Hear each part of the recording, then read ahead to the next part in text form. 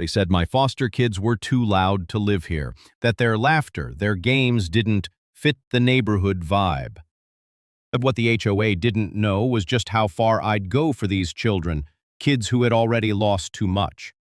So when they tried to ban them, I didn't fight back with words. I bought the street, and I turned their silence into a celebration. This is the story of how I flipped their rules into our playground. A quiet war begins. My name is Jordan Hale, and over the past 5 years, I've opened my home and my heart to foster children who needed shelter, safety, and love. I live in a tidy suburban neighborhood run by the Blossom Ridge Homeowners Association. On the surface, it looks like a picture-perfect community with manicured lawns and pastel mailboxes, but beneath the surface, it's run by people who care more about aesthetic harmony than human beings. When I first moved in, I was a single guy in his late 30s. No one cared much about me, but the moment I became a foster parent and 3 beautiful, energetic children came running into my front yard, the neighborhood's tone shifted overnight. They didn't even try to hide it. It started with the stares, then the concerned neighbors, then came the noise complaints, not filed to me directly, but through the HOA's official violation letters. Repeated disturbances caused by children yelling, playing, and disrupting the peace. That's what the first letter said. I read it 3 times, just to be sure I wasn't imagining things. These weren't wild teenagers throwing parties. These were kids ages 6, 9, and 11. Laughing, riding bikes, and playing tag on the sidewalk. I politely wrote back, explaining that the children were under my care temporarily and that I was doing my best to keep things respectful. I even made rules about quiet play hours and encouraged indoor activities during evening times, but that didn't matter. A week later, another letter came, this one more aggressive. Repeated disregard for community quiet standards. Further violations may result in daily fines. Daily fines. The HOA wasn't just warning me, now they were threatening me financially. And that's when I realized this wasn't about noise. It was about them not wanting foster kids here. One day I got a visit from a board member named Marlene, a woman with thin lips and even thinner patience. "Jordan," she said, arms crossed, "you seem like a nice man, but maybe this neighborhood just isn't the right environment for your situation." I stood at my door, stunned. My situation? "You mean the children?" I asked calmly. She gave me a tight smile. "This community values peace and quiet, stability. If you keep housing children with complicated backgrounds, it might create tension." That was it. The mask dropped. They didn't want my kids, not because of noise, but because they were foster kids. They saw them as broken, unwanted, a disturbance in their perfect little postcard town. But I saw bravery. I saw children learning to trust again, to laugh again, and I wasn't going to let anyone silence them. The next few weeks turned into a quiet war. I'd keep the kids indoors more often. I'd walk them to a nearby park. Still, the letters came. Still, the fines racked up. At one point, they even threatened legal action if I didn't comply. That night, I tucked the kids into bed and sat on my porch, staring at the very street they said my family didn't belong to. That's when I had the idea. If they didn't want my family on this street, maybe they shouldn't own it anymore. Absolutely. Here's part 2 of the story titled, "HOA tried to ban my foster kids for being too loud, so I bought their street and made it a playground." Buying the block. The idea came late that night, half dream, half fury. If they wanted to use their power against me, then I'd find a way to take it from them. Permanently. The first thing I did the next morning was call my friend Riley, a real estate attorney who owed me a favor after I helped his brother get into a rehab program a year ago. Is it even possible, I asked him, to buy a street? There was a long pause, then laughter. But once he realized I wasn't joking, his tone changed. Well, it depends, he said. Some private neighborhoods have streets owned by the HOA or a developer. If it's unincorporated and not public property, there's a chance. I gave him the HOA's address, and within 48 hours he had an answer. Blossom Ridge Lane, the road that wrapped around the neighborhood and passed right by my house, was technically still owned by the original developer who'd gone bankrupt and quietly listed his remaining assets for sale. No one had noticed. But I did. And so, with a few phone calls, some careful paperwork, and most of my savings, I bought the entire street. Yes, the road, the sidewalk the kids played on, the grass strip the HOA claimed was community property. All of it mine now.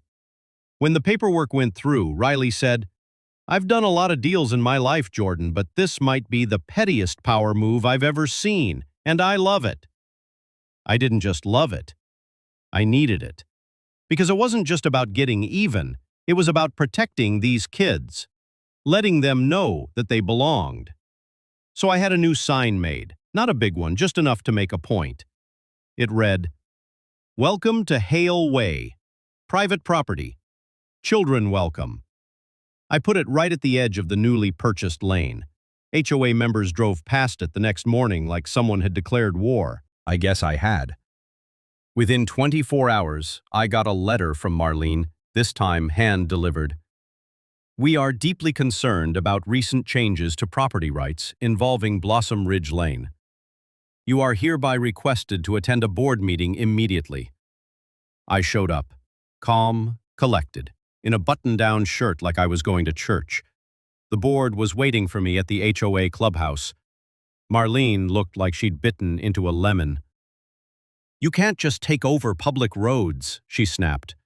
"They're not public," I replied, handing her the paperwork. "Your HOA never owned it. It belonged to the developer. Now it belongs to me." The silence was glorious. "You'll face legal backlash," one board member threatened. "I have a lawyer," I said, smiling. "You should get one too." But I wasn't finished. Owning the street wasn't just a flex. It was an opportunity. I applied for a rezoning variance that allowed me to reclassify the street and sidewalk as multi-use community space, because now that it was private property, I could do whatever I wanted with it. And what I wanted was joy. I hired a small crew to paint a colorful hopscotch pattern on the sidewalk. I added chalkboards, benches, and even a pop-up library box with free books for kids.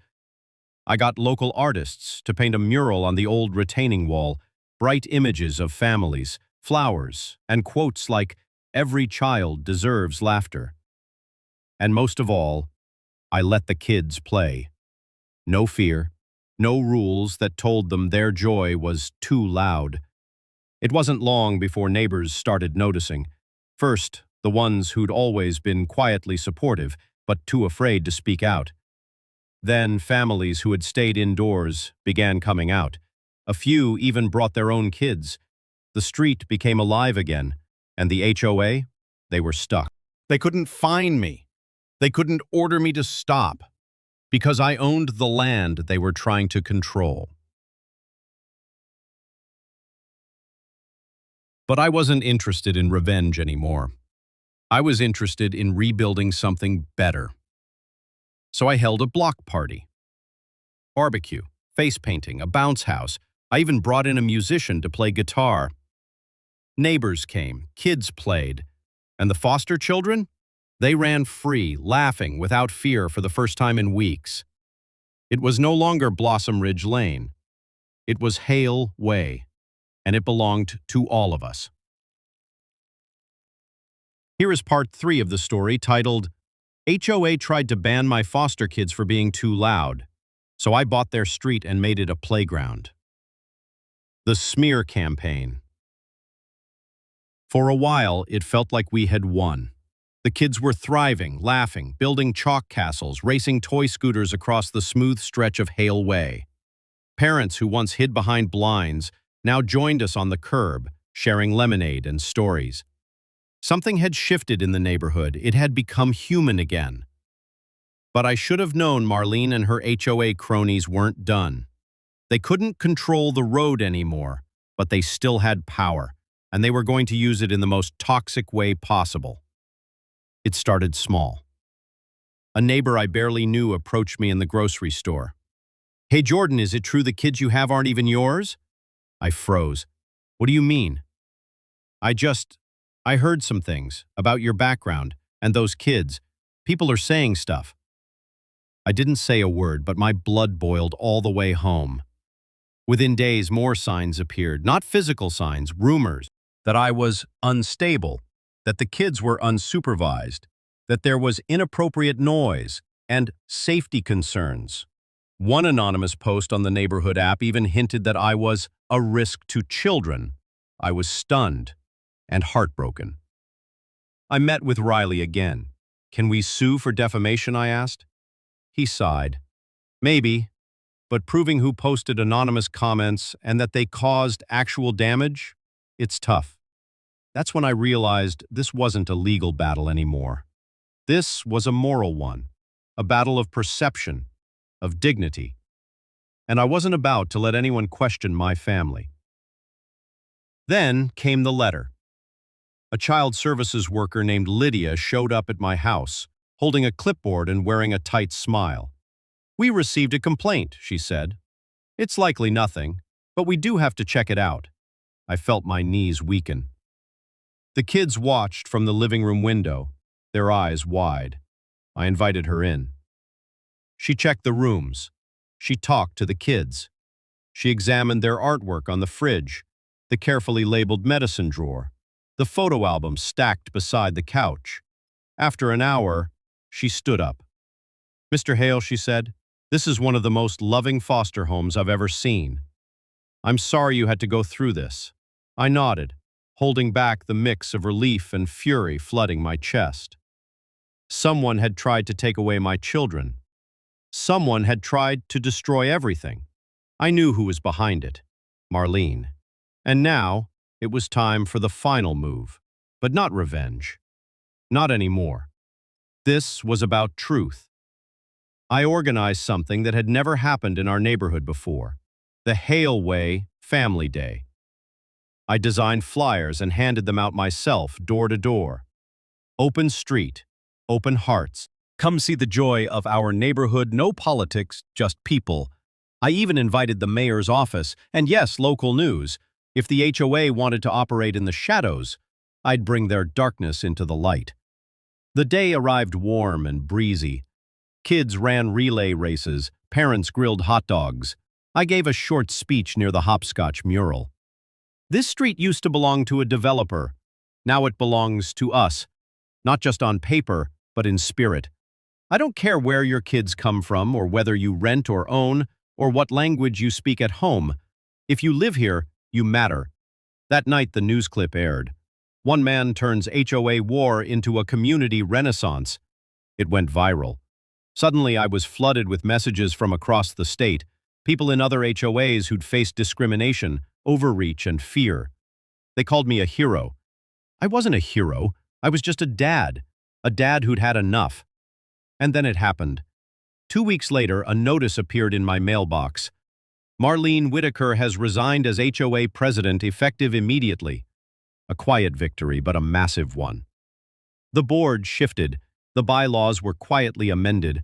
1 month later, I was elected community liaison by a landslide. And the first thing I did? I proposed a new neighborhood motto: "We rise by lifting others." It passed unanimously. Absolutely.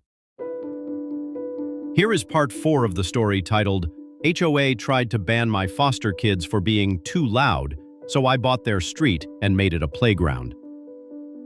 The street where love lives. 6 months had passed since Marlene stepped down. What once felt like a battleground now pulsed with laughter, hope, and the spirit of togetherness. Hale Way, our reclaimed street, was no longer just a road.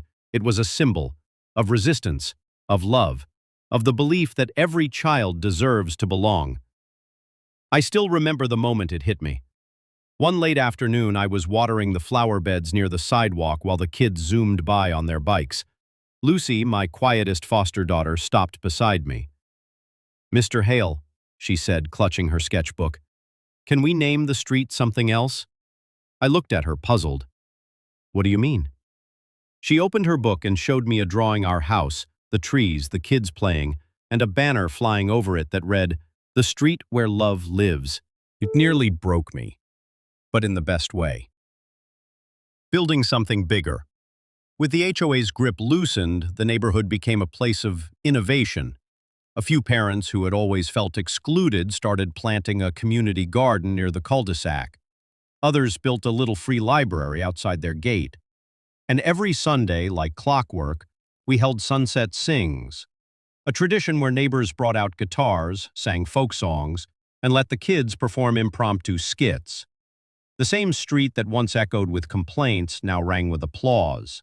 But something deeper was happening too, healing. People who once stayed inside now waved first. Those who filed complaints now brought cookies. One day, a man named Marcus approached me, someone who had once openly supported Marlene. "I owe you an apology," he said quietly. I raised an eyebrow. "For what?" He looked away. "For not standing up. I let her scare everyone, including me. But watching what you did, you reminded me of why we moved here in the first place. I've got 2 grandkids. I want them to grow up on a street like this." I nodded. No bitterness, just progress. Soon after, I received a call from the state foster advocacy group. Apparently, someone had shared the news clip of our family day and the transformation of our street. They wanted to feature me in a statewide campaign, one focused on highlighting foster families who were changing lives against all odds. I agreed, not for ego, but for impact. They came with cameras, microphones, and questions. But the part they kept in the final edit, Lucy's voice. They interviewed her at the community garden, unaware of what she'd say. "I used to be scared of moving again. Now I hope I never leave. Mr. Hale gave us a street. But more than that, he gave us a home." That quote was turned into a mural on the side of the local youth center, and later into a billboard overlooking the freeway leading into our town. Full circle. Later that year, something unexpected happened. The HOA board, now reshaped and inclusive, invited me to rejoin. At first, I hesitated. The memories, the pain, the endless letters and fines, they still stung. But then I remembered, if people like me didn't step in, people like Marlene would always fill the gap. So I joined. And one of my first proposals? A permanent HOA amendment protecting the rights of foster families, adopted children, and multi-generational households. It passed. Not unanimously, but decisively. The community was changing, not because of rules, but because of hearts. The grand dedication. One bright spring morning, we held the official street renaming ceremony. It wasn't just symbolic, it was legal. The town council approved it unanimously. Hale Way would now be known as Love Lives Lane. A brass plaque was installed at the entrance, dedicated to every child who ever felt unwanted. Here, you are home. Lucy unveiled it with proud tears in her eyes. Marlene didn't show up, but a few of her old supporters did. They clapped loudest of all. Epilogue. Today, I still live on Love Lives Lane. The kids? They've grown. Some have moved on to college. Others are starting families of their own. But every holiday, they come back.